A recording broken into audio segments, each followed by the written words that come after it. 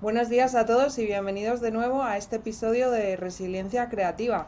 Hoy conversamos con Samuel Cobo, osteópata de tercera generación, formado en múltiples disciplinas de la medicina integrativa y con una mirada profundamente holística sobre el ser humano. Desde muy joven supo que quería dedicarse a la salud, pero no desde un enfoque tradicional, sino desde una visión que parte de la propia capacidad del cuerpo para mantenerse en equilibrio. Samuel nos habla del ser humano como una unidad de cuerpo, mente y energía, y de cómo trabajar desde ahí puede transformar la forma en que nos relacionamos con la salud, con el trauma, con la creatividad y con la vida misma. Una forma de abordar el concepto de ser humano que conecta sabiduría ancestral, ciencia y filosofía práctica para recordarnos que somos mucho más que un cuerpo físico y que la salud no es solo curar, sino integrar. Hola Samuel, bienvenido. Muy buenas, Carmen. Muchas gracias por la invitación. Un placer compartir contigo un ratito hablando de cosas interesantes y muy de acuerdo con lo que comentabas. Con esta visión integral vamos a abordar el podcast. Pues sí, tengo muchas ganas de que hablemos de estas cosas tan interesantes, Samuel. Me gustaría que comenzaras como poniéndonos un poco en contexto de cómo llegaste pues tú a dedicarte a esto, ¿no? De dónde surge pues de repente esa curiosidad por entender de esta manera tu forma de trabajar. Pues surge un poco, como bien has comentado, ya tercera generación, viene de familia. Mi abuelo ya fue de los primeros que empezó a introducir conceptos de medicina integrativa, sobre todo de naturopatía aquí en España, y lo han seguido mi padre, varios hermanos de él, varios tíos míos, y ya somos tercera generación que seguimos ahí el camino de la medicina integrativa, pero un poco no era lo que tenía pensado de primeras. Al revés, un poco con la rebeldía también de cuando eres pequeño, ¿no? De ver tu entorno. Yo al final me he criado en ese entorno. Yo cuando de pequeño tenía un resfriado o me ponía mal o cualquier cosa, que han sido pocas veces, la verdad, porque comentaremos también luego a lo largo del podcast que la visión de esta medicina integrativa parte mucho de la prevención y de tener unos cuidados mínimos que nos favorecen ese estado de salud. Pero bueno, yo me he criado en un entorno en el que la medicina integrativa, medicina natural, era la norma y lo raro era utilizar farmacología además, aunque también se contemplaba.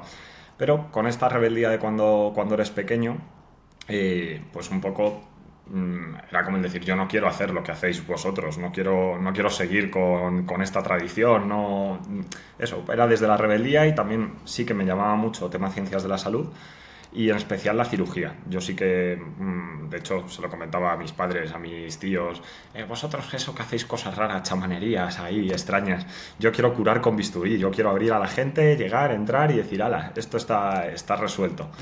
Y eso fue un poco la línea desde que tenían 5 o 6 años, que ya empiezas ahí un poco de, pues eso, quiero ser cirujano, quiero esto, quiero otro. Y esto fue siendo así hasta los 12 13 años que entré en primero de la ESO. Y ya pues el punto fue que como te hacen ya empezar a elegir alguna optativa, ¿no? De tiras más por ciencias, más por letras, ¿qué te planteas, no? Pues allá fue cuando en mi cabeza de esos 12 años dije, ¿qué hace falta para ser cirujano? Y me puse a investigar en internet, dije, bueno, vamos a buscar. Ah, pues mira, hay que hacer la ESO más tirando a ciencias, luego bachillerato también muy de ciencias biológicas. Luego vas a tener que hacer una carrera de medicina, 6 años, un MIR luego de residencia de 4 años, especialización y luego ya entrar, que te contraten en algún hospital y atender en ese hospital bajo la especialidad que tú has trabajado. Y viendo un poco toda esta secuencia, yo pensaba, 10 años estudiando, mirando asignaturas, planes de estudios, digo, qué interesante esto, que es total. Y llegué un poco como a un muro mental cuando me doy cuenta que después de todos estos estudios, después de tener todo ese conocimiento, estás muy sujeto a los protocolos de actuación de los hospitales de hoy en día, que tienen mucho que ver con los conflictos de intereses varios que hay de quien subvenciona esa sanidad, en especial las empresas farmacológicas, que independientemente, no entro en si es algo positivo o algo negativo, eso sería un debate aparte, pero es una realidad que en muchos países, y entre otros España, la salud está muy condicionada por quién invierte y quién subvenciona esa salud, al final, como todo. como nos pasa en muchos ámbitos, los intereses económicos tienen mucho peso. Entonces, bueno, pues un poco con esto en la cabeza me di contra ese muro porque decía, a ver, voy a estudiar un montón, voy a tener un montón de conocimiento y como me salga de un protocolo, como no cumpla con los estándares, se me va a retirar la licencia, no voy a poder ejercer como médico, y eso fue como muy frustrante porque siempre he tenido una mente muy abierta, he sido una persona muy inquieta y era como decir, joder, me vais a cortar las alas. Yo siempre pongo el ejemplo porque se me ocurrió así, o sea, también pensemos en la mentalidad de un niño de 12 años, yo esto lo pensaba con 12 años, era, ¿y si se me ocurre la cura contra el cáncer? Y no está en el protocolo, ¿y si se me ocurre un abordaje, una cirugía y no lo pone en ningún lado, o no les interesa que se haga este proceso o tal? Y era como muy frustrante el decir, joder, voy a estudiar un montón para que luego me corten las alas y que no me condicionen mucho en mi trabajo. Y ahí fue cuando reconecté un poco con la visión de la medicina integrativa, que para nada comparte esto, no parte de unos conflictos de intereses, no parte de unos protocolos estandarizados. Y se juntó con tener un primer contacto con una de las terapias por las que empecé a estudiar, que fue el Reiki, que es una de las terapias más etéreas, por así decirlo. Es una terapia que contempla el traspaso de energías y la regulación de energías, pues trabajando con el aura, con chakras, bueno, un concepto muy de medicina ancestral y muy energético.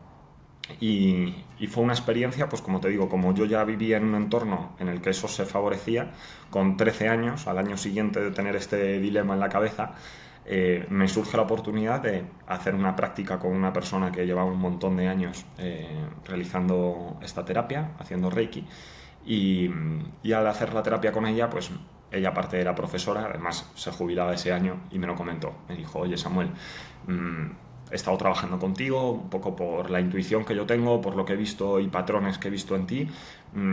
Creo que tienes madera de terapeuta, tienes un potencial aquí bastante bueno y me gustaría que hicieses el curso de Reiki conmigo porque me jubilo este año y demás. Bueno, yo en ese momento era como, a ver, ¿qué me estás contando?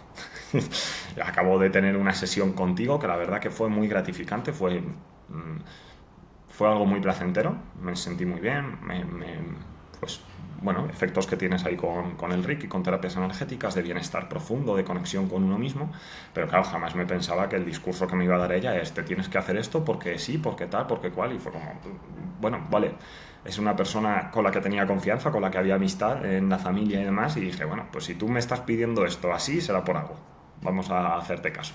Y ahí fue cuando empecé un poco con el mundo de la medicina integrativa ya desde el otro lado. Hasta aquí lo había vivido todo como paciente, como en mi entorno y desarrollo, pero aquí ya empiezo a estudiarlo, empiezo a contemplar este tipo de cosas y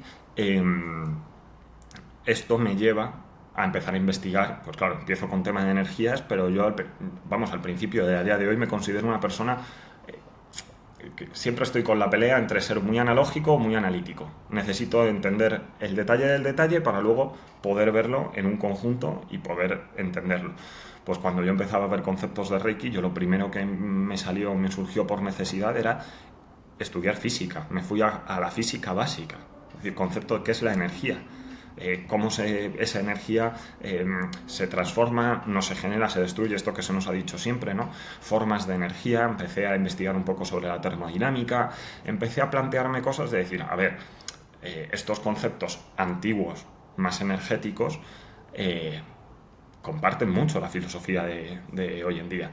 Y te das cuenta, por ejemplo, pues asociaciones que empezaba a hacer, es decir, pues la reencarnación, ¿no? Hay muchísimas culturas tradicionales que han hablado de este concepto de la reencarnación, especialmente el budismo, la ayurveda.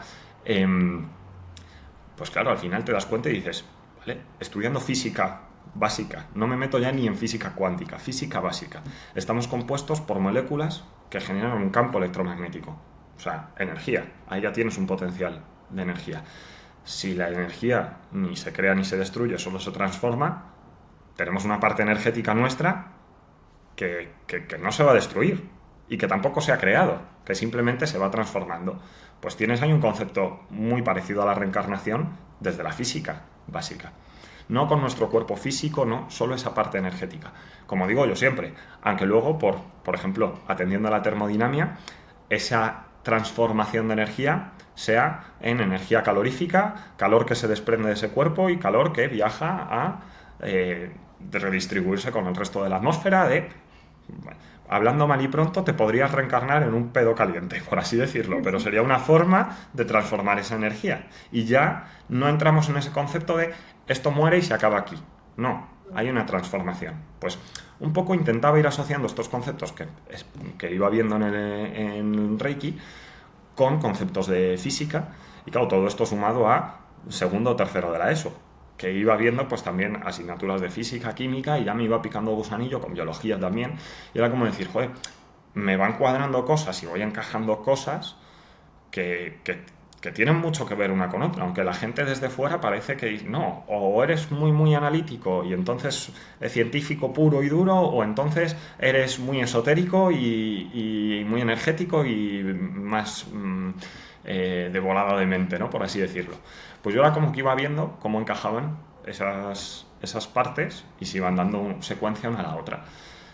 Esto también tuvo mucho que ver con mi desarrollo, con mi proceso de desarrollo, de, pues lo que decimos, creo que no es lo más normal que alguien se plantee este tipo de cosas con 13 años, pero me ayudó a mueblar muy bien la cabeza también, todo seguía, y a día de hoy lo pienso como que creo que si a lo mejor al resto de mi entorno, de mis compañeros, de tal, también hubiesen tenido este tipo de información y hubiesen hecho este tipo de analogías y asociaciones, pues a lo mejor también hubiesen estructurado de otra forma esa cabecita.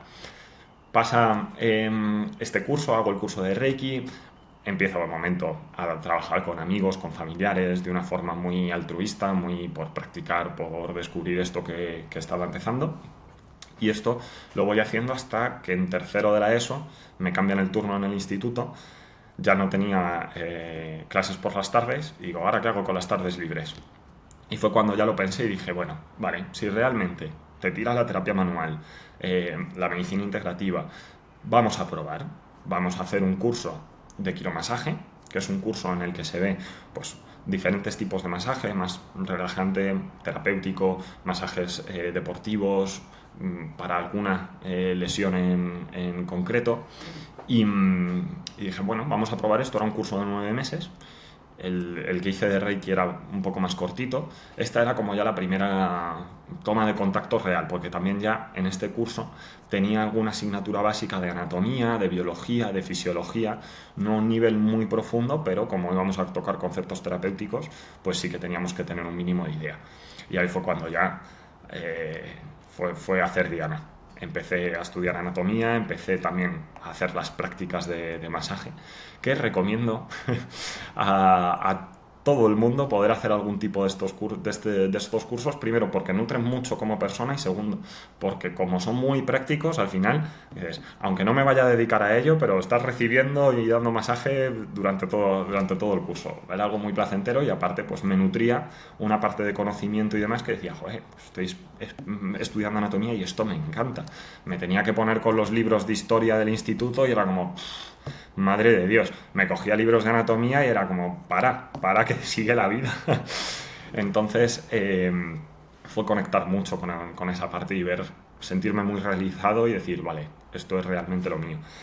Con todo y con eso tenía muy claro que ahí ya empecé un poco a dibujar el camino que a día de hoy he podido llevar a cabo, por suerte, por condiciones, por trabajo, por todo. Pero ya ahí me planteé un poco el decir, vale, pues si hago ahora quiromasaje, mi objetivo a largo plazo era hacer osteopatía, que es una ciencia mucho más completa, es una ciencia de la salud, un tipo de medicina manual que contempla el trabajo del ser humano en su totalidad, como comentabas antes. Tiene un abordaje muy holístico de contemplar tanto la parte física como la parte psicológica, como esa parte emocional, espiritual, y cómo las tres funcionan al unísono y no pueden estar una separada de la otra. Y ahora hablaremos un poco más de la osteopatía. Ahora, como una primera presentación, pues ya un poco en ese momento dije, vale, si este es el camino que quiero seguir, voy a terminar mis estudios, voy a terminar la ESO, voy a hacer bachiller, porque además luego también comentaremos ahí un poco de la osteopatía, de la situación legal ahora mismo en España, pero a día de hoy no está regulada como grado, como formación oficial, pero sí que se permite trabajar como osteópata, sí que hay un epígrafe en el que te permiten trabajar como osteópata, pero no hay una ley en España que diga lo que es un osteópata. Sí que hay una norma europea que sienta un precedente en el que se dice que la osteopatía es de primera atención, o sea que no haría falta ir al médico de cabecera para que te derive al osteópata, una primera opción sería ir al osteópata. Esa norma europea dice que son estudios universitarios, en concepto de grado, o sea que el día que se regule aquí en España se regulará como un grado más, no como una FP o como un curso básico o cosas parecidas. Y en esa norma europea también se estipula que a los osteópatas se nos considera como sanitarios. De hecho, bajo esta normativa han regulado la gran mayoría de países del resto de la Unión Europea. España, como siempre, Spain is different, vamos a otro ritmo y bueno, llegarán en algún momento. Entonces, sí que como esto ya se empezaba a cocer y ya se empezaba a ver, yo sí que tenía muy claro que tenía que seguir una línea universitaria. O sea, no me servía he terminado mis estudios obligatorios y ya entonces me centro en esto. Que era un poco la secuencia que seguían los terapeutas que se dedican a esto antiguamente en España. Todo el colectivo histórico que hay de terapeutas en España, la mayoría de los terapeutas manuales, que son masajistas, osteópatas, no tienen una formación universitaria porque no existía, porque no se daba. Hacían estudios básicos y luego eso. Pero yo ya un poco con la vista de la evolución que iba a tener esto, dije, tengo que tener mi bachiller, tengo que tener mi selectividad en su momento por si acaso. Voy terminando todo esto y cuando termino todo ese proceso empiezo primero de osteopatía. Empiezo primero de osteopatía a la vez que empiezo primero de naturopatía. La naturopatía es también una medicina integrativa, medicina natural, que igual, por hacer un resumen como muy escueto de lo que es la naturopatía, sería como un médico de cabecera, pero con remedios naturales. A través de la fitoterapia, de remedios con plantas y los principios activos que tienen esas plantas, a través de la dieta, a través de estímulos naturales como la hidroterapia, la helioterapia, todo el tema de barros, lodos, bueno, un montón de disciplinas, kinesiología, iridiología, flores de Bach, un montón de herramientas para trabajar pues, como un médico de cabecera todos los sistemas del paciente, pero con abordaje natural. Y empiezo las dos formaciones que, como te digo, viendo un poco la evolución de todo esto, yo ya apuesto por hacer una formación que contemple una formación universitaria equivalente. Como te digo, no está regulada a día de hoy en España, pero el plan de estudios que yo he cursado es el mismo que tienen las universidades en el resto de Europa para que el día de mañana, cuando aquí se regule, puedas hacer una convalidación y sin problema, como ha pasado con un montón de formaciones y de carreras. Entonces, empiezo con las dos formaciones a la vez y ahí ya sí que es el decir, wow, esto es lo mío. O sea, empiezo a ver en osteopatía. En osteopatía normalmente las formaciones de osteopatía suelen empezar por una parte más estructural, más musculoesquelética, no por nada en especial, sino porque todavía no tienes ese desarrollo del tacto fino ni tienes herramientas como para meterte en un plano más psicológico, espiritual del paciente, ¿no? Entonces empiezo a ver esa parte estructural de la osteopatía que tiene mucho que ver con pues, estiramientos, manipulaciones de tejido blando, manipulaciones articulares, lo típico que se nos conoce a los osteópatas o quiroprácticos de los crujidos, ¿no? Articulares, que luego también a lo mejor comentamos sobre ello, pues era como una parte de decir, wow, esto me encanta, muy físico, muy visual, muy mecánico, y sumado a una parte de ir viendo en naturopatía como todo lo opuesto. En naturopatía iba viendo mucho de filosofía naturista, iba viendo, pues por ejemplo, leyes universales, iba viendo cómo integración ahí del ser, estas tres partes que comentamos de cuerpo, mente y alma, cómo interaccionan una con otra, con diferentes terapias, pues tipo como las flores de Bach, que trabajan mucho el campo espiritual, pues iba viendo una parte muy de desarrollo filosófico humanista de medicina integrativa, y iba viendo luego como una parte muy práctica, muy mecánica de cómo funciona el cuerpo y cómo vas viendo que estimulando ciertos músculos, ciertas articulaciones, consigues ahí cambios. y continúo con la terapia manual. Me voy especializando más hacia la osteopatía porque por motivos laborales ya no podía cursar las dos formaciones. Yo cursaba una formación por las mañanas, otra por las tardes, y empecé a trabajar por las tardes.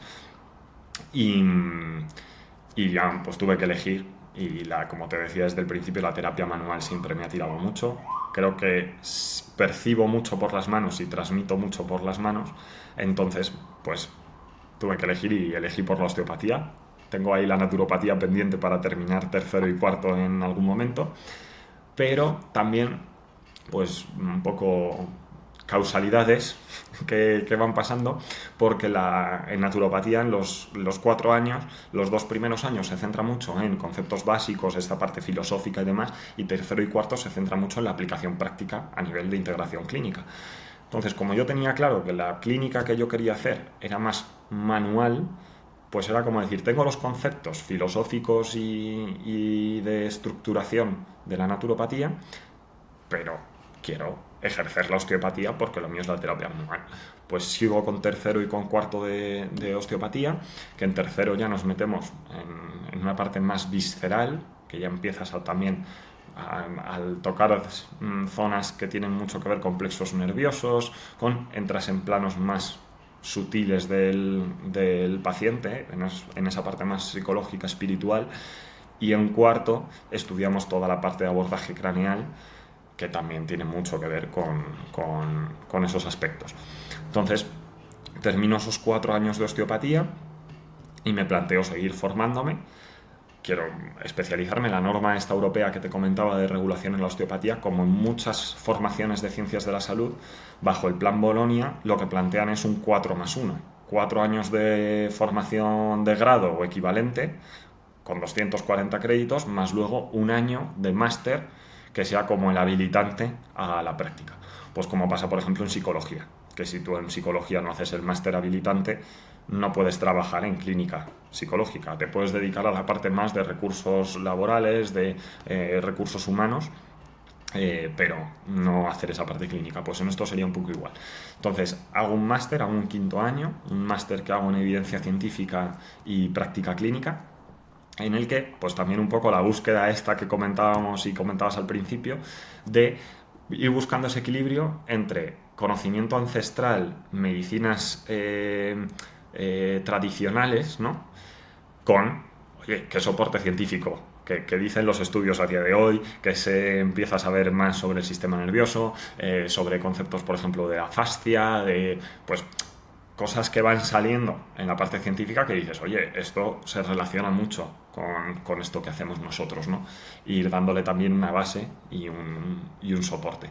Entonces hago este máster en el que encuentro mucho todo esto que iba buscando, de asociar estos conceptos, y luego ya empiezo a compaginar con alguna formación más pequeña, en principio, aunque luego vuelvo con algún máster más adelante, pero empiezo a complementar con la idea ya de tener en clínica una caja de herramientas que sea la osteopatía, en esa caja que ponga osteopatía, pero que luego tener más herramientas adicionales dentro de esa caja para poder ayudar en más procesos a los pacientes.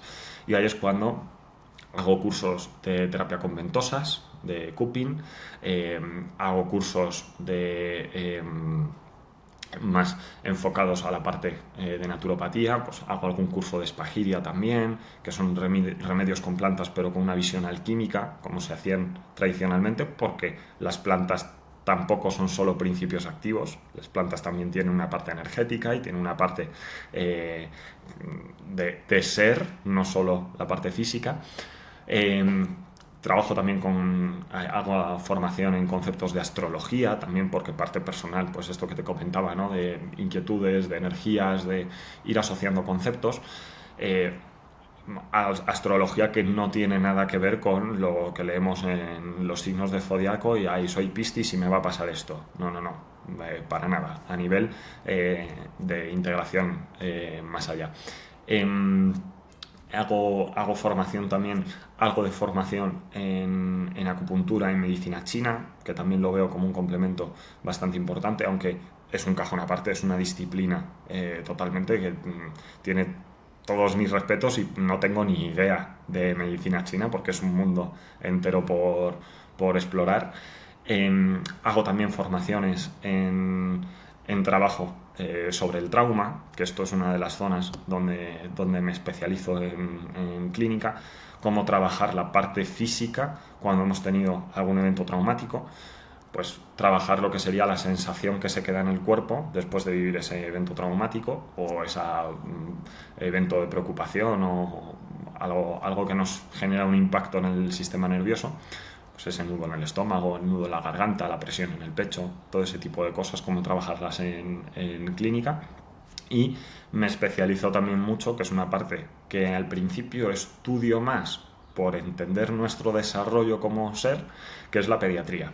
Me especialicé en osteopatía pediátrica también. He hecho tanto un experto como un máster en osteopatía pediátrica y como te decía, iba un poco más por entender nuestro desarrollo y cómo llegamos a ser lo que somos, pero también me ha hecho conectar con una parte que he descubierto que me encanta en clínica, que es trabajar con los peques, que es jugar, básicamente, que es algo que se nos olvida de mayores. Y bueno, pues también he visto que esa parte es una parte que me llena mucho en la parte clínica. Todo esto lo compagino con también formación. A la que he ido estudiando y formándome, pues he tenido la oportunidad de dedicarme a la docencia. A día de hoy soy profesor y jefe de estudios de la Escuela de Osteopatía de Grupo Tubán, en asociación con la Fundación Europea de Medicina Tradicional Complementaria e Integrativa y con la Universidad Europea del Atlántico. Y bueno, pues eso es un poco lo que hago en mi día a día, compaginar tanto clínica, con estos conceptos que te he comentado, como docencia, en el que intento transmitir estos conceptos que yo he ido asociando y demás a los alumnos, pues para que también tengan este mismo planteamiento con sus pacientes el día de mañana. Ujú. Esto es un poco lo que hago. Pues súper, súper completo y súper integral, como tú bien comentabas. Bueno, ahora Samuel, mencionabas la resiliencia, pues Ujú. este es como digamos un poco el tema central del podcast, la resiliencia y la creatividad, como una capacidad natural del cuerpo humano, ¿no? ¿Podrías entrar Totalmente. un poco más en esto? Pues a mí con todo esto que he ido estudiando y estos conceptos que se me van pasando por la cabeza, cuando me han preguntado alumnos, pacientes, cuando yo mismo me planteo, ¿cuál sería la cualidad por excelencia del ser humano? Te planteas, pues yo qué sé, ¿no? Te piensas grandes felinos, por ejemplo, ¿no? ¿Cuál es la mayor capacidad? Pues están muy preparados para ser grandes depredadores. Son cazadores natos. Todo su sistema está compuesto por y para depredar presas. Te planteas, yo qué sé, roedores, por ejemplo, pues está claro que por su estructura, por su fisiología, están muy enfocados en raíces, tubérculos pequeñitos, cosas así, ser muy escurridizos, esconderse, tener un esqueleto muy deformable para entrar por cualquier sitio. Pues un poco con esta analogía, el ser humano, dices, vale, ¿cuál sería la capacidad del ser humano por excelencia? ¿Grandes cazadores? Pues no tenemos garras, no tenemos dientes. Grandes trepadores, pues hemos perdido mucha parte de cuando vivíamos en los árboles también. Básicamente, si lo analizas desde la parte más biológica, tienes a una estructura que no se camufla, que es muy alta, que sobresale entonces por la gran mayor parte de la vegetación, de arbustos, de tal, que ha perdido mucha agilidad en subirse a los árboles, que tampoco tiene un físico para poder correr y escapar de la gran mayor parte de los depredadores. Sí que corremos, pero no somos los más rápidos. Entonces, es como, ¿qué ventaja no tenemos como ser humano? Pues yo creo que es la adaptabilidad. Somos de las pocas especies que somos capaces de vivir en climas muy extremos, vivir tanto en frío extremo como en calor extremo, en humedad extrema, en climas más secos. Tenemos capacidad de vivir en altitudes súper diferentes. Y esto, si no paramos a analizar con el resto de animales, hay muy pocos animales que cubran tanto. Aquí siempre abro un segundo debate. ¿Hasta dónde nuestra capacidad de adaptación nos ha llevado a donde estamos hoy en día y hasta dónde hemos sobrepasado ya el potencial natural por nuestro afán a adaptarnos? O sea, al final, el mayor objetivo del ser humano es adaptarse. Y esto lo estamos llevando hasta tal extremo que estamos modificando la naturaleza para que ésta sea la que se adapte a nosotros. Entonces, yo creo que la resiliencia es una de las cualidades por excelencia del ser humano. Estamos hechos para adaptarnos. Esto con un concepto así más biológico. Desde un concepto más de salud, como comentábamos antes, la palabra sería la homeostasis. La homeostasis es un término biológico que yo se lo explico a los alumnos de una forma muy sencilla. Es la búsqueda del equilibrio desde el equilibrio. La osteopatía, o la medicina integrativa en general, se diferencia mucho de la medicina moderna farmacológica porque la medicina moderna farmacológica entiende la salud desde la enfermedad. Desde que hay unos síntomas, hay unas patologías, hay unos signos, entonces desde ahí buscamos un concepto de salud. La medicina integrativa busca la salud desde la salud. Por eso también lo que comentábamos antes de ese concepto tan preventivo que tiene la medicina integrativa. Pues con esta idea de buscar la salud desde la salud, entendemos ese concepto de la homeostasis. Nuestra biología, nuestras células, nuestros sistemas, nuestro cuerpo en general. Ahora me meto un poco más en esa parte física para que se entienda, aunque sería extrapolable a todo, a esas tres partes que comentábamos. Pero nuestro cuerpo, o si lo hilamos a verlo más específico en una célula, si está sana, tiende a seguir estando sana. Tiende a seguir adaptándose y a tener esa capacidad de adaptación a los cambios que hay en el entorno y a los cambios que sufre en su propio interior. Pero no lo hace desde buscar un caos o buscar una desordenación en sus funciones. No, siempre lo que busca es ordenar esas funciones y mantener ese equilibrio. Eso sería la homeostasis, que para mí sería una de las mayores capacidades que tenemos a nivel de salud en el cuerpo. Siempre buscamos un equilibrio. Y luego, con esto aparecería un concepto que tiene mucho que ver también con la resiliencia, que sería la alostasis, que sería la búsqueda del equilibrio desde el desequilibrio. O sea, que aunque tengamos un proceso disfuncional, alguna patología, en fin, cualquier cosa, aun con todo y con eso, siempre vamos a seguir buscando la salud.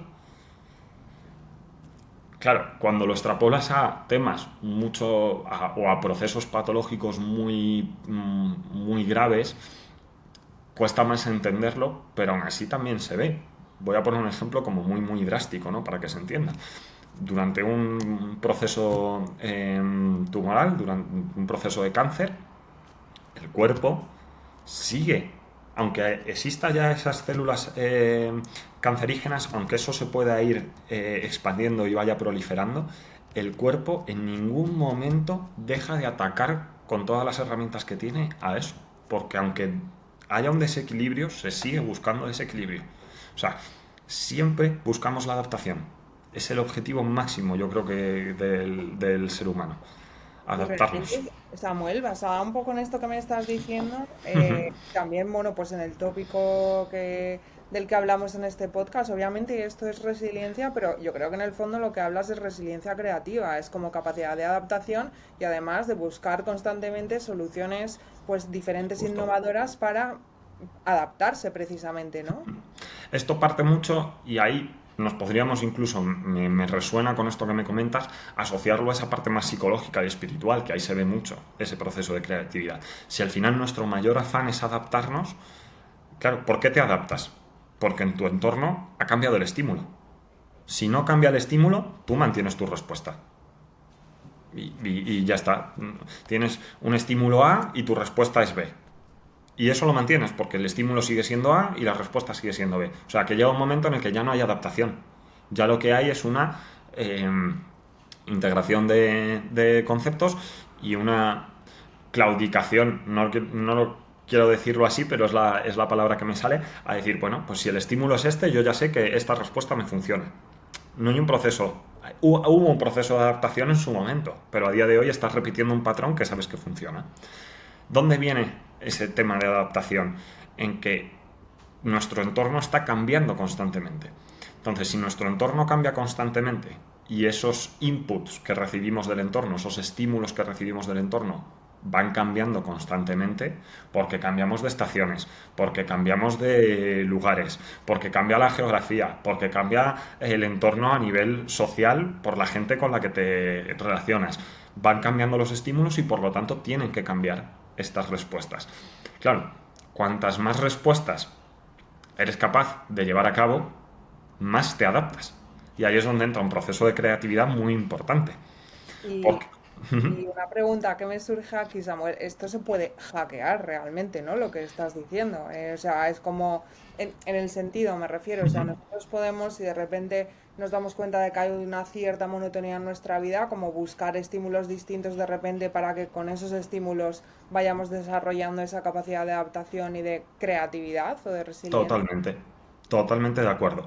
Esto sería un poco, pues esta frase que conocemos todos, ¿no? De sal de tu entorno, de tu zona de confort para evolucionar y para crecer. Pues yo lo veo un poco desde este punto. No es sal de tu entorno para verte en una situación de desprotegido, de tener que buscártela. No, no, no. Sales de tu entorno para cambiar los estímulos que tienes.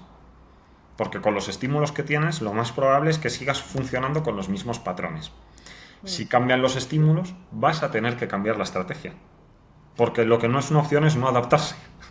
Volvemos a lo de antes. Lo que no es una opción es coger y decir, ala, me aíslo del mundo, me quedo en mi burbujita. No. Porque además el sistema, vamos, el ser humano está muy pensado para relacionarse con el entorno a todos los niveles. De hecho, por poner un ejemplo en el que se ve muy, muy bien esto, si nos centramos en los sentidos, en los órganos de los sentidos, están muy programados para relacionarnos muy bien con el entorno y en cuanto vemos alteraciones en ciertos órganos de los sentidos, vemos alteraciones en esos procesos de creatividad y en esos procesos más psicológicos, emocionales, espirituales. Pues por ejemplo, no hay sentidos con los que no pasa tanto, perder la vista, perder el gusto, perder el olfato. Bueno, te limitan en esa relación con el entorno, pero sigues percibiendo mucho estímulo por otros órganos de los sentidos y eso lo suples y te sigues adaptando.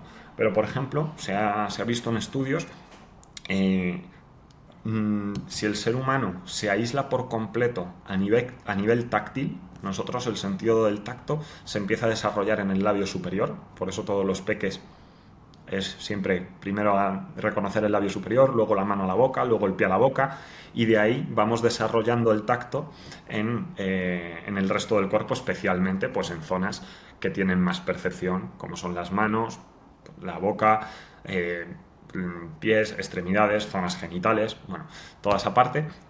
Pues con estos estudios lo que demuestran es que si tú aíslas a una persona en una cámara en la que no haya luz, no haya concepto del tiempo, no haya texturas diferentes, no haya un estímulo para el tacto, en cuestión de muy poco tiempo se empiezan a alterar funciones cognitivas a nivel psicológico, a nivel espiritual, a nivel emocional, muy, muy, muy, muy rápido.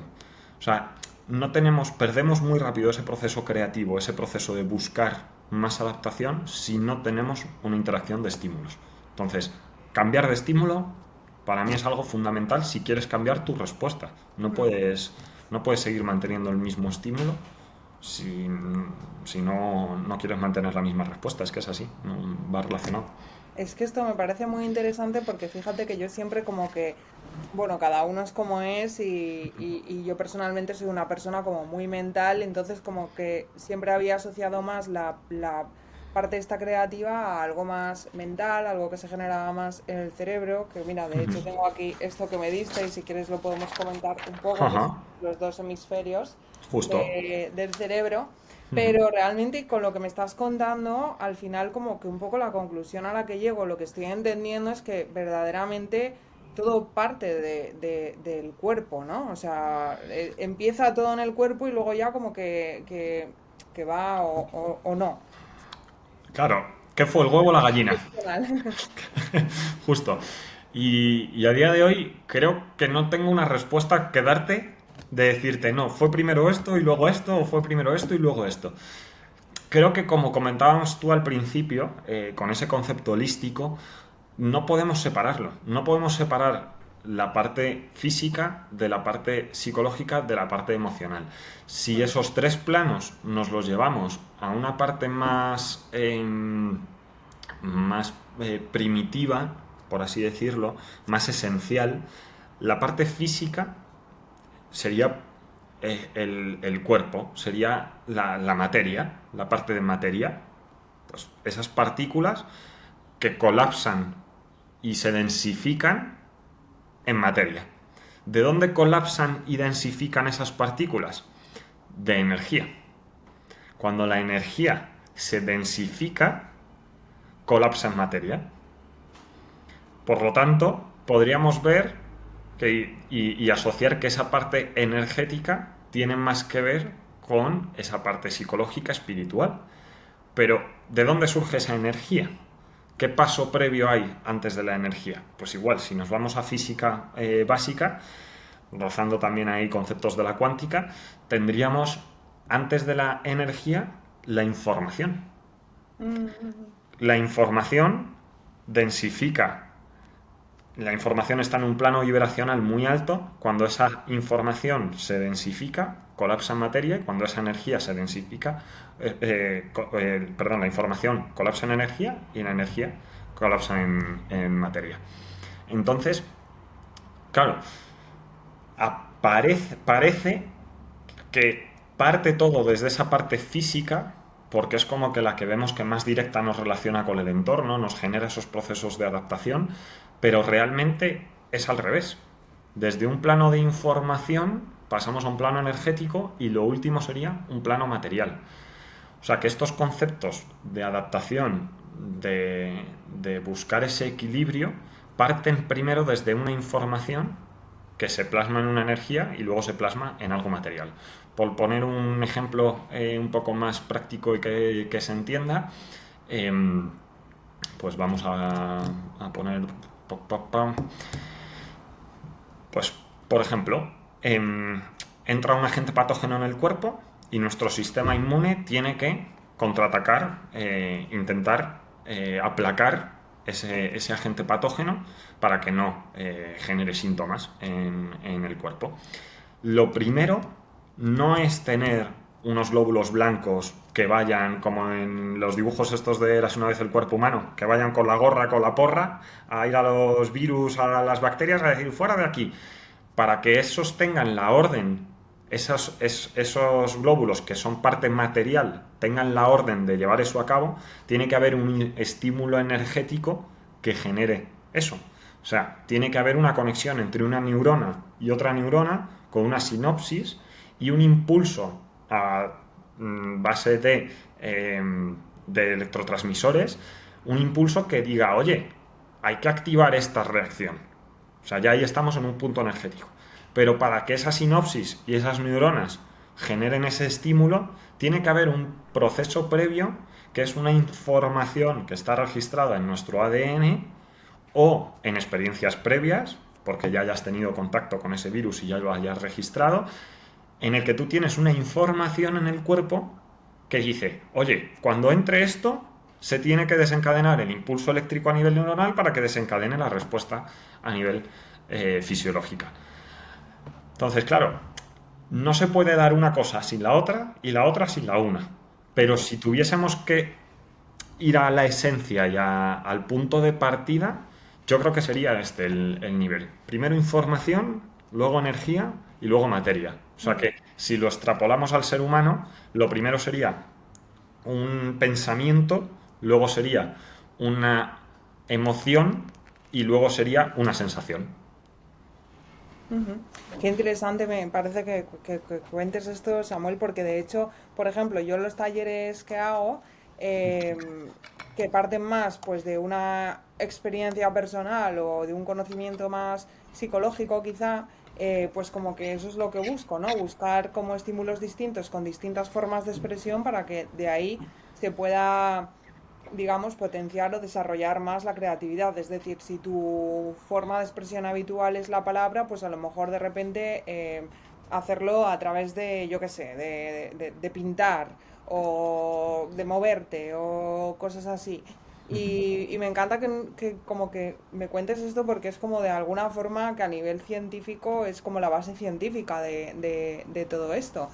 Y, y volviendo a algo que ya hemos comentado en alguna ocasión, también me gustaría preguntarte, desde tu visión también como persona experta en el cuerpo humano, si hay algún tipo de movimiento, de ejercicio o algo que podamos hacer para de alguna manera estimular pues la creatividad. Pues aquí te cojo un poco la mano de cuando enseñabas el mapa de los hemisferios cerebrales. Em, a nivel de hemisferios y a nivel cerebral, siempre se ha hablado de que el hemisferio izquierdo es un hemisferio mucho más analítico, mucho más de procesar, de razonar, logística, operaciones, parte del lenguaje. El hemisferio derecho siempre se ha relacionado con procesos más creativos, con procesos más abstractos, asociación de conceptos, todo este tipo de cosas. Eso lo veríamos luego en el cuerpo. El hemisferio derecho rige la parte izquierda del cuerpo y el hemisferio izquierdo gobierna la parte derecha del cuerpo.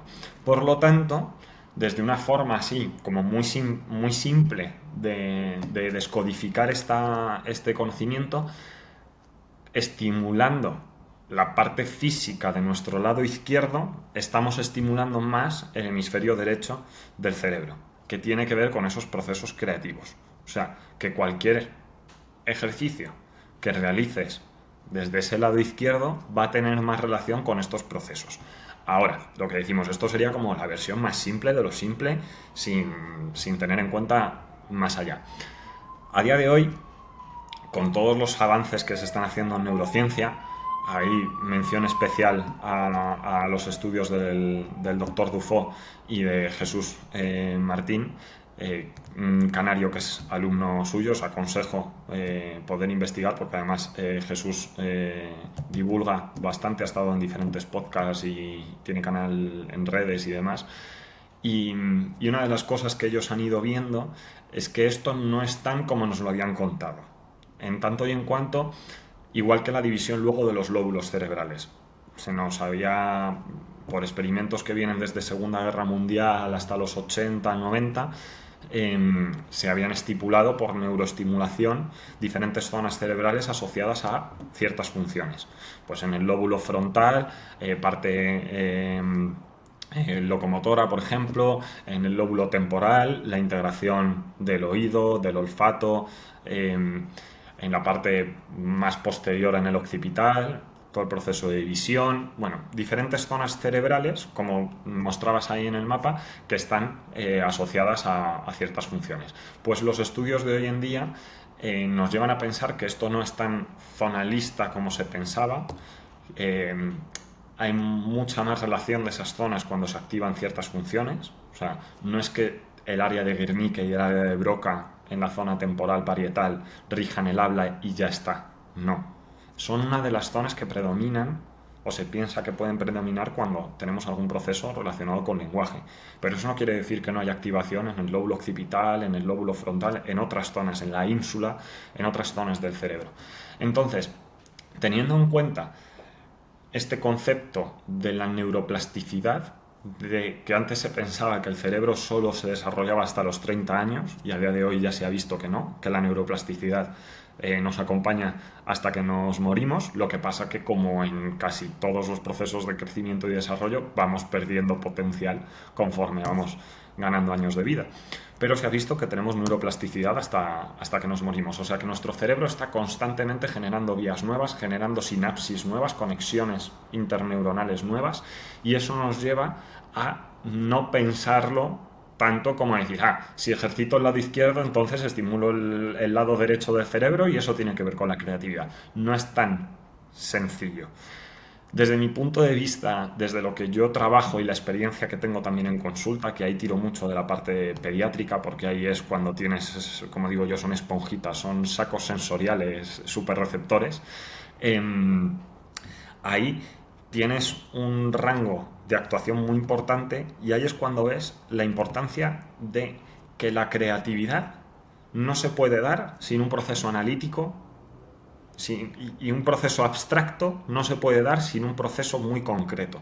Entonces, yo lo que recomendaría, si tuviese que hacer ejercicios para fomentar creatividad a nivel corporal, sería mucho estímulo de cadenas cruzadas, pero por coordinación de hemisferios, para coordinar tanto el hemisferio derecho con el izquierdo y el izquierdo con el derecho, porque no vamos a poder potenciar el hemisferio derecho sin que se potencie el hemisferio izquierdo y viceversa. No pueden funcionar uno con otro.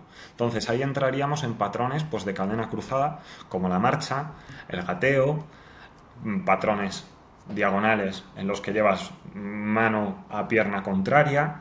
Todo ese tipo de patrones de cadenas cruzadas generan mucho estímulo a coordinación de hemisferios y nos lleva entonces a que el proceso creativo funcione muy bien, pero que también el proceso más analítico también tenga ese soporte. Ujú. O sea que al fin y al cabo es como ese ir combinando y un poco volviendo a lo que habíamos hablado antes, como ir dando estímulos distintos tanto de un Eso es. lado como del otro. Y eso sobre todo, no caer en decir, ya, este estímulo me lleva a esta respuesta, ya hemos encontrado la solución. No, porque entonces tú mismo te estás anclando en una respuesta y no vas a ser capaz de adaptarte cuando tengas otros estímulos y tengas que dar otra respuesta. Ujú. O sea que cuanto más variado sea el estímulo, mejor. El otro día, por ejemplo, me comentabas tú el tema de primal moves y ese tipo de entrenamiento así muy funcional. Pues eso, por ejemplo, comparte mucho la visión de lo que estamos comentando precisamente por esto, porque no hay una norma, no hay un patrón establecido, no es un entrenamiento en el que tengas que hacer tipo CrossFit, 10 burpees, luego 10 press de cuádriceps, tal, tal. No, atiende a las sensaciones tuyas corporales, relaciónate con el entorno y estimúlate para poder desarrollarte. Esto también lo comentaba uno de los mejores docentes que he tenido en mi formación, Jesús de Miguel, también osteópata. Él comenta que la secuencia del aprendizaje parte de enamorarse del entorno, precisamente por esto que estamos hablando. Esto, vuelvo a comentar, que se ve mucho, mucho en peques, en pediatría. Un peque, para poder explorar su entorno, se tiene que enamorar de su entorno. De hecho, movimiento viene en el latín de la raíz emovere, que viene de la misma raíz que emoción. Entonces, hasta incluso el lenguaje nos explica que para nosotros movernos, para tener un impulso de movimiento, primero te tienes que haber generado una emoción que te lleve a eso. Y para eso, cuantos más estímulos tengas, mejor. Porque, volvemos a lo de antes, si eres un ser que está registrando tropecientos mil datos, estamos constantemente a mirar el ruido que hay ahora por la ventana que pasa un coche, a mirar a alguien por el pasillo, a mirar aquí la silla que se mueve un poquito, la mesa que tiene otra textura, el portátil, tal, todo, si estuviésemos atentos a los estímulos, o sea, si tuviésemos que registrar conscientemente todos los estímulos que tenemos, no aguantamos vivo ni medio segundo. O sea, nos explotaría la cabeza, sería como decir, qué cantidad de información. Menos mal que tenemos una parte subconsciente que lidia con todo esto. Pero está claro que con toda esa cantidad de estímulos, si esos estímulos no nos emocionan, no tocan una parte que tenga que ver con esa parte espiritual, esa parte energética, esa parte interna, no te va a llevar a un impulso de movimiento y entonces no te va a llevar a estimular, a coordinar y a generar una respuesta con esa creatividad que corresponda. O sea que mi mayor consejo sería trabajo mucho de cadenas cruzadas y enamorarse del entorno. Volver a jugar como hacen los peques, que eso también se nos olvida mucho de mayores. Y tanto que se nos olvida. Pues Samuel, tenemos que ir cerrando ya, aunque me tiraría aquí hablando de esto una hora más No, porque es podemos hacer una segunda versión, la eso sin segunda problema. parte, Sí, sí, sí, sí. totalmente. Pero sí que me gustaría cerrando con una pregunta que me parece muy interesante y que pienso que no, que quizá no todo el mundo lo tenga en cuenta, pero dado que has comentado que desde la osteopatía se tiene esta visión como integral, que ocupa la parte más física, pero también la psicológica, la energética y tal. Por ejemplo, se podría ir al osteópata. Porque yo creo que normalmente, o al menos yo, hasta que empecé a explorar más estos campos, yo tendía a ir al osteópata cuando yo noto algo físico que tiene que ser, pero a lo mejor decir, pues mira, últimamente me noto menos creativa. Quizá, pues, que esa sea la razón por la que voy al osteópata, ¿no? En plan, mira, me noto menos creativa, no sé qué me pasa y que se trabaje desde el cuerpo. Totalmente. Y la respuesta sería sí, pero con matices. ¿Por qué con matices? Porque al final yo esto abogo mucho por que sería, claro, el mundo ideal, el abordaje interdisciplinar, que es a día de hoy lo que se está moviendo mucho a nivel de evidencia científica. ¿Qué es un abordaje interdisciplinar? Un abordaje interdisciplinar es un abordaje en el que el paciente es el protagonista, pero el paciente es el que se ocupa de su propio proceso y busca diferentes terapeutas que están trabajando en conjunto entre ellos y en conjunto con el paciente para darle herramientas y que resuelva su proceso. Ujú, Entonces, con este paradigma, pues me parece que ninguna terapia es la píldora milagrosa, en tanto y en cuanto. Puedes tener procesos físicos, ir al osteópata, sí, pero un buen osteópata va a ver en ciertos procesos físicos, por ejemplo, procesos patológicos, en los que te va a tener que derivar al traumatólogo. Si yo, por ejemplo, me viene un paciente con una lumbalgia y yo hago algún test y veo, uy, esto es una hernia, esto puede ser una compresión medular, te tengo que derivar a otro profesional. ¿Eso quiere decir que yo tampoco te puedo tratar? No, podemos mejorar calidad de vida, pero está claro que para eso en concreto necesitas a otro experto que llegue a esa parte patológica de una hernia, de una estenosis, un cierre del canal medular y que te plantees si hay que operar, si no hay que operar, si hay que hacer una infiltración, en fin, lo que sea. Pues con esto me pasaría con el resto de disciplinas. Esa persona que tiene una hernia le vendría muy bien ir al psicólogo. Porque esa persona, si está con dolor crónico en la espalda y está con una pierna dormida, con una ciatalgia, una ciática, y tiene toda la pierna dormida, a lo mejor lleva 3 meses sin ir al trabajo, sin relacionarse con sus amigos, con su familia, porque no le queda otra que estar tumbado con la pierna estirada porque se muere de dolor. Pues hay una parte psicológica también muy importante. ujú. Pero con las mismas hay una parte, por ejemplo, nutricional, en la que se ha visto que el alcohol, por ejemplo, inflama muchísimo la capa que envuelve los nervios. Y nosotros, por nuestro tipo de digestión, generamos fermentaciones alcohólicas con diferentes alimentos. No solo porque te bebas una botella de whisky a palo seco. Entonces, tener en cuenta ir a un dietista, a un nutricionista, que te diga, oye, en tu proceso ahora mismo de esta hernia, de esta lumbociática que tienes, te interesa rebajar el consumo de gluten porque genera más inflamación, te interesa bajar el consumo de alcohol porque genera más inflamación, azúcares, tal. Al final, todo puede sumar en torno a eso. Pues, ¿cuándo venir al osteópata, no? Que es un poco la pregunta que tú me comentabas. Cuando hay algún proceso físico, porque nosotros no somos psicólogos, no somos nutricionistas, no entendemos un poco, que eso sí que nos diferencia un poco del resto, entendemos el trabajo que hacen otros por derivarlo, no por hacerlo nuestro. Pero, por ejemplo, yo pongo un ejemplo de lo que yo trabajo en consulta, procesos de ansiedad. Casi nadie se pensaría que por tener ansiedad, por tener esa sensación de nudo en el estómago, de presión en el pecho, ir al osteópata. Pues sería muy recomendable hacer una sesión de osteopatía en ese tipo de casos, no porque vayamos a trabajar la ansiedad y porque yo te vaya a coger y te vaya a decir, cuéntame de tu vida, ¿cómo has vivido esto? Eso lo tendrá que hacer el psicólogo y debe hacerlo el psicólogo. Pero en un proceso de ansiedad tú estás viviendo unos síntomas más físicos que se relacionan con todo eso, esa presión en el pecho, ese nudo en el estómago. Pues eso, por ejemplo, claro, por una falta de conocimiento, que yo creo que esto debería contársenos un poco a todos cuando somos más pequeños, pero si nuestro sistema nervioso especialmente el sistema nervioso autónomo, está registrando unos picos de cortisol, de estrés, está, pues eso, con un proceso de ansiedad o de algo parecido, va a haber zonas de plexos nerviosos que van a reaccionar a ese estímulo. Volvemos a lo de antes. Tenemos un estímulo que ha cambiado y entonces una respuesta que no está del todo modulada, porque no conocemos cómo es ese estímulo o porque no estamos acostumbrados que el estímulo se mantenga tantísimo en el tiempo, que es uno de los principales problemas que vivimos hoy como sociedad, que no tenemos un pico de estrés, vivimos en un pico continuo de estrés. Entonces, no estamos acostumbrados a que ese estímulo se mantenga en el tiempo. Pues nuestra respuesta fisiológica atiende a ese estímulo.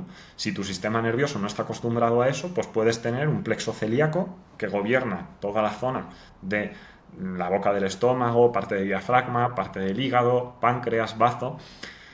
Si tienes una respuesta anómala ahí, vas a tener una sensación de nudo en el estómago constante. Y no es el estómago. Te van a hacer pruebas médicas, vas a ir al endocrino, vas a ir al digestivo, te van a hacer pruebas, resonancias, te van a hacer una colonoscopia, cualquier tipo de prueba que vayan a ver.